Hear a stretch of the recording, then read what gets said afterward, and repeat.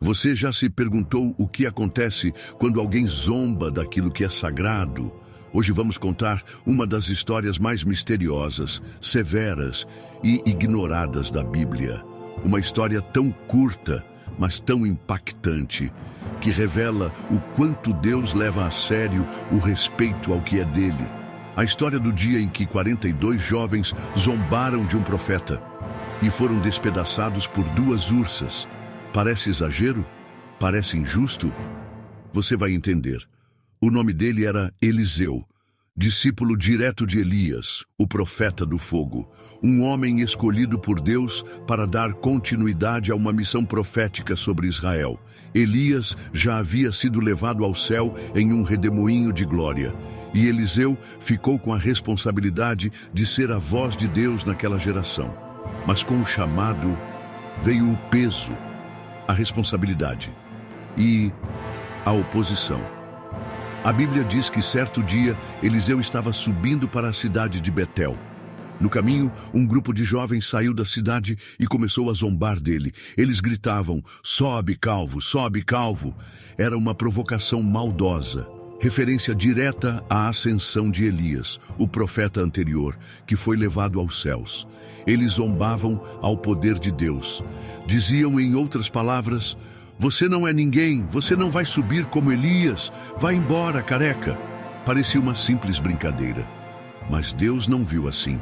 Eliseu para, se vira e os olha. A Bíblia diz que ele os amaldiçoou em nome do Senhor.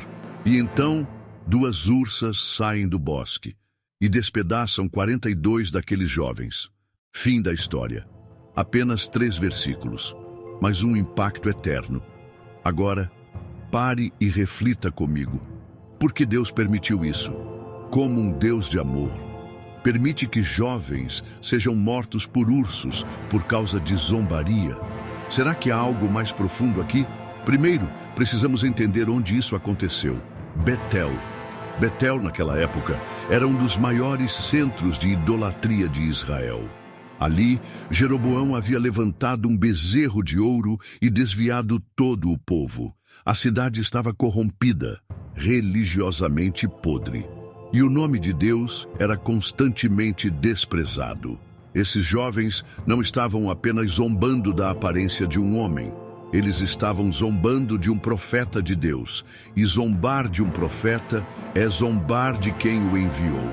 Segundo, a palavra usada para rapazes, no hebraico original, não significa crianças pequenas, mas sim jovens irresponsáveis, adolescentes e adultos jovens, já com consciência. Eles sabiam o que estavam fazendo, sabiam quem era Eliseu, sabiam quem era Elias, e mesmo assim decidiram insultar, ridicularizar e desonrar. Não foi só uma zombaria qualquer, foi um ato de desprezo contra a santidade. E o que essa história nos ensina hoje?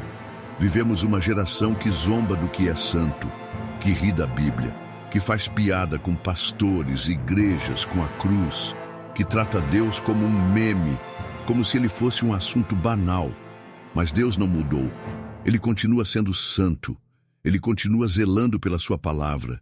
E o respeito ao sagrado ainda é importante para ele. Essa história não é só sobre ursos, é sobre temor. É sobre aprender a não brincar com aquilo que vem do alto. É sobre reconhecer que, mesmo que Deus seja amor, ele também é justiça. E a irreverência, mais cedo ou mais tarde, tem consequência. Mas há uma boa notícia. O mesmo Deus que julgou com severidade naquele dia é o Deus que oferece graça hoje. Ele está chamando essa geração ao arrependimento, ao temor, ao respeito, à reverência, porque a zombaria leva à queda, mas a humildade leva à presença. De Deus não se zomba, pois tudo o que o homem semear, isso também colherá. Gálatas 6:7. Se você tem zombado do que é santo, se tem tratado a fé com desprezo ou indiferença, hoje é o tempo de se quebrantar, porque o Deus da Bíblia não é um brinquedo. Ele é fogo que consome e amor que restaura. Zombaram do profeta, mas a última palavra foi de Deus.